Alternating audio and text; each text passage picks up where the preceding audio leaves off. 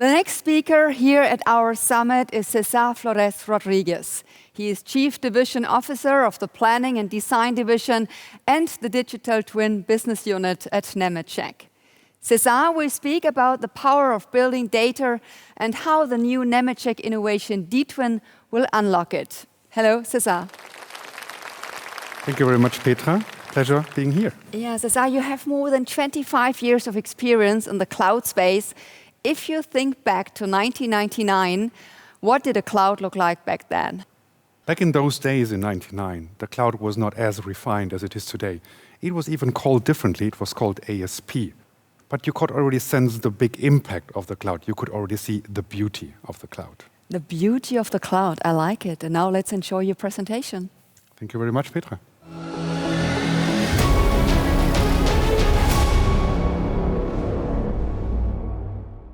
A very warm welcome as well from my side to the Building the Future Summit of ALLPLAN. I'm very proud to stand here. My name is Cesar Flores Rodriguez, and I'm the Chief Division Officer of Planning and Design and equally responsible for the Digital Twin, a new business unit that we have created at Nemetschek to harvest the power of data in your physical buildings. I would like to make a very unconventional introduction to the digital twin. And that introduction is about comparing a digital twin to an elephant. What do an elephant and a digital twin have in common? Well, everybody sees a very different part of it. To the physical plant manager, the digital twin might just be that, an up-to-date performance dashboard that really shows all the up-to-date information regarding the equipment. To the office manager, the digital twin may be just the current list of unoccupied conference rooms or similar things. You see here other different roles. So the elephant is not described completely. And that's why we would like to really define what it is. What is really a digital twin for Nemetschek? And allow me to really guide you here through that definition. A digital twin for Nemetschek is a digital representation of a unique physical asset. It can be a process, a system, or a single object even, that is constantly updated with real-time information in order to achieve visualization, analysis, management, optimization, simulation, or prediction. That is something that will harvest and unlock the full potential of the data of your building. But what would it look like in the future? So it all started as a very static twin.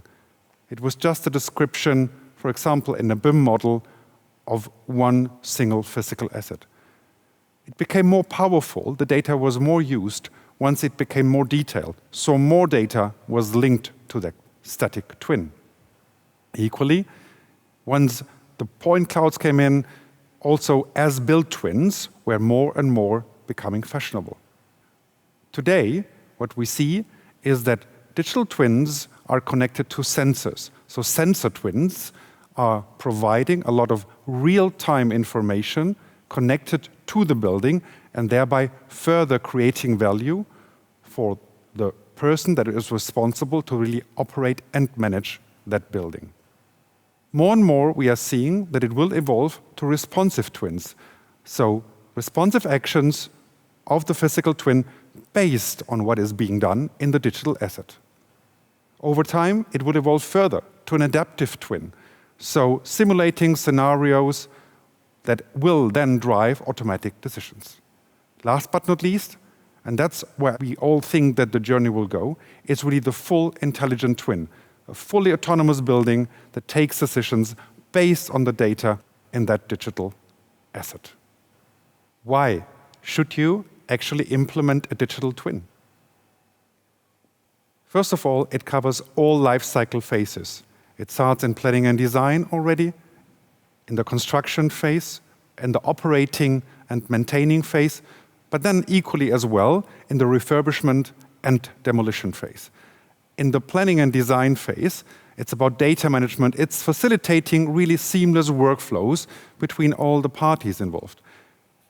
In the construction phase, it's about maintaining all the up-to-date information as a repository for all the construction documents, what is called the golden thread of information. In that operations phase, which is really the core then of the digital twin as it's going to be used for many, many years, it's about handover, it's maintaining that golden thread of information. It's about operating an operating system for a building. Last but not least, at some point in time, a building will be demolished or it will be refurbished, and delivering real-time insights and recommendations for decision makers is the value that we see in this phase of your asset. What are the major benefits throughout the full life cycle? We already touched upon design, construction, and operations. I will not go through all the boxes, but I would like to highlight a few. If you look at the design phase, if you look at about renovations that are going to be happening, you can do all the evaluation beforehand if you have a full digital twin of your existing building. In the construction phase, you will be able to compare the planned stage with the actual build stage.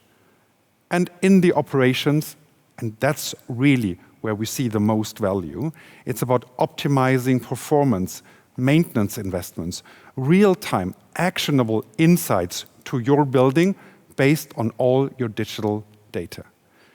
It allows you to search, to navigate, to localize all your assets. It keeps all your assets up to date. It adds spatial context to all the sensor data. There's so much value by having a full digital twin of your physical asset. There are some obstacles that sometimes are mentioned by some of our customers when implementing a digital twin. We think that's really fair, and we are trying to take them all very serious. A typical objection is, our building was built in the 1980s. We have no BIM model. That's true probably for 95% of all buildings that already exist.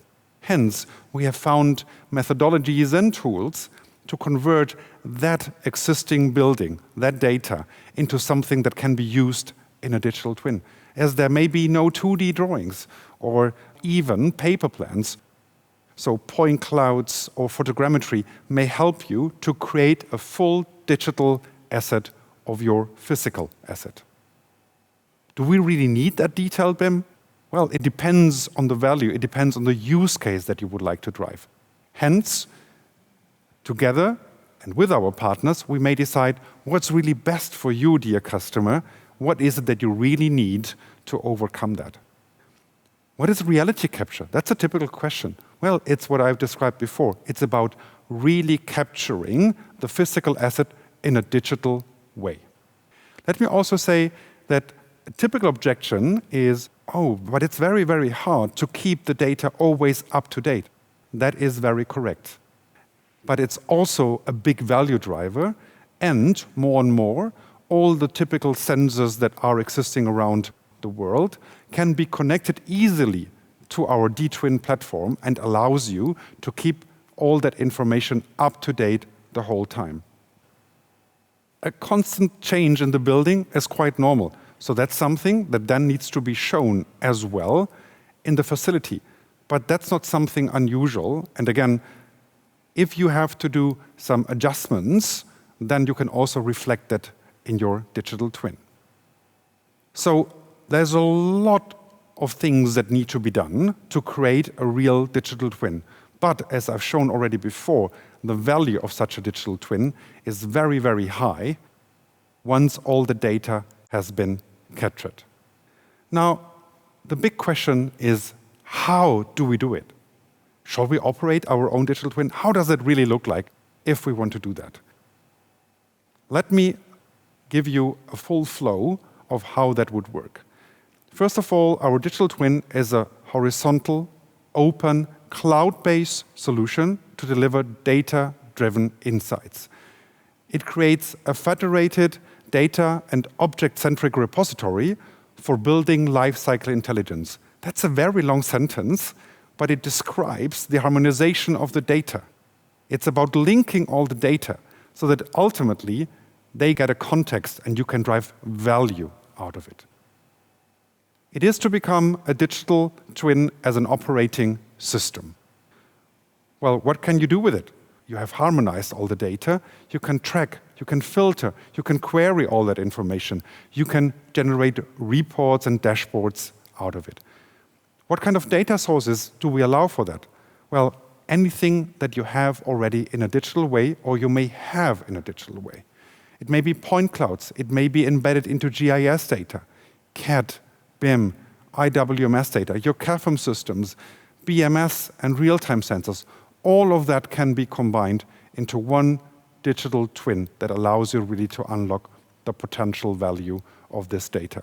So it enhances availability, efficiency, and it will allow you data-driven decisions. What kind of features does the digital twin, the dTwin, already have?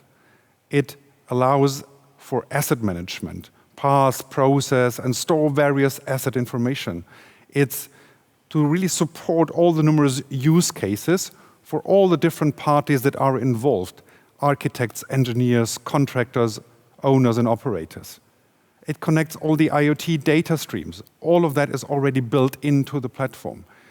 It already allows real-time notifications and insights. It allows you to localize and navigate within a building. And last but not least, as I've already emphasized before, it allows you to link all the very different data sources. What is better than to show it with a real example? So we ate our own dog food, or maybe I should say our own champagne. It's our own Nemetschek headquarters. So what we built was a full digital twin of the Nemetschek house here in Munich. We created a full point cloud representation of that 40,000 square meter building.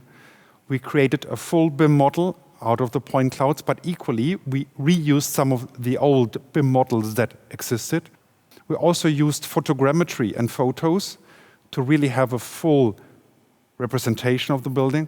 We used old 2D drawings that existed to also link it all together. And we embedded it into GIS. Now, how does that look like? I think nothing shows it better than a little video that we've put together for you to represent it. Allow me to jump in. Nothing spectacular here, you just jump in. First, you will see, well, a map of the region where all your objects are represented.